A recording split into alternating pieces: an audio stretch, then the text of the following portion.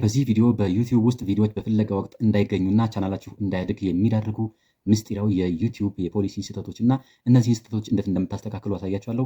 እስከ መጨረሻው አብራችሁን ቆዩ።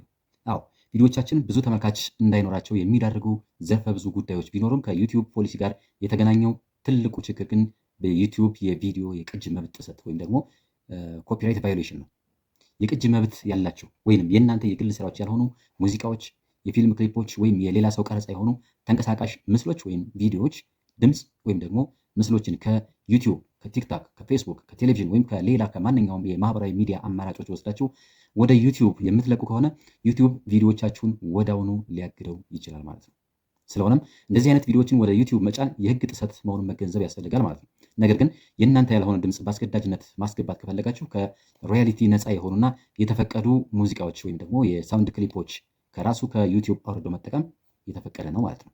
ሌላው ትልቁ ችግር እንደገና ጥቅም ላይ የዋለ ይዘት ወይም ሪዩዝድ ኮንተንት ይባላል።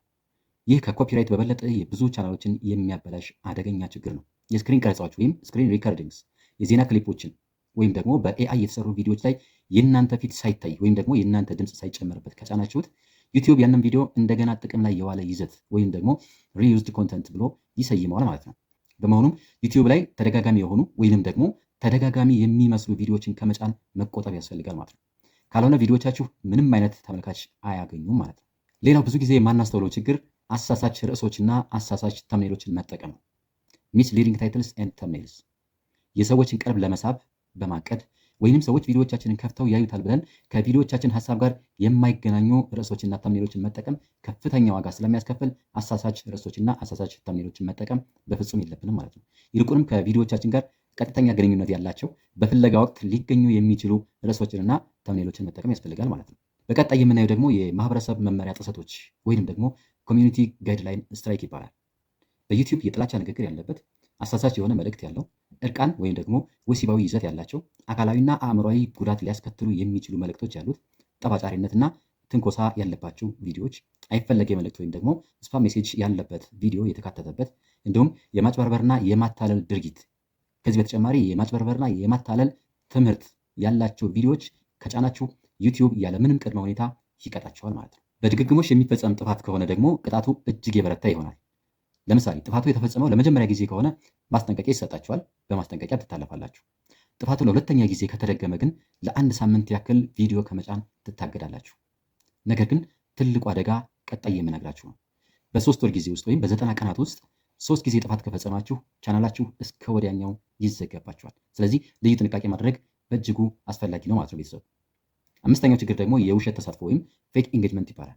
የተመልካች ቁጥር ለመጨመር፣ የላይክ ወይም የኮመንት ቁጥር ለመጨመር እንዲሁም ደግሞ ሰብስክራይበር ለመጨመር ወይም ብድር በመመላለስ ውጤታማ የሚያደርግ አቋራጭ መንገድ መስሎ ይታያል።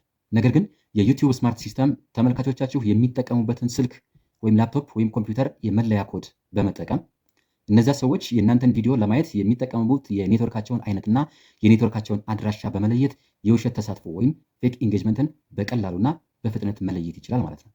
ይህ ሲሆን ደግሞ ዩቲዩብ ቪዲዮቻችሁ በስፋት እንዳይታዩ ይዳርጋል። ስለዚህ ሌሎች የማህበራዊ ሚዲያ አማራጮችን በመጠቀም ግሩፕ እየፈጠሩ ሰብስክራይበርና ላይክ እንዲሁም ኮመንት ለማግኘት ከመሞከር ይልቅ በትክክለኛው መንገድ ብቻ ቻናላችሁን ለማሳደግ መሞከር እጅግ አስፈላጊ ነው። ስድስተኛው ችግር ደግሞ ኤክስተርናል ሊንክ ቫዮሌሽን ነው።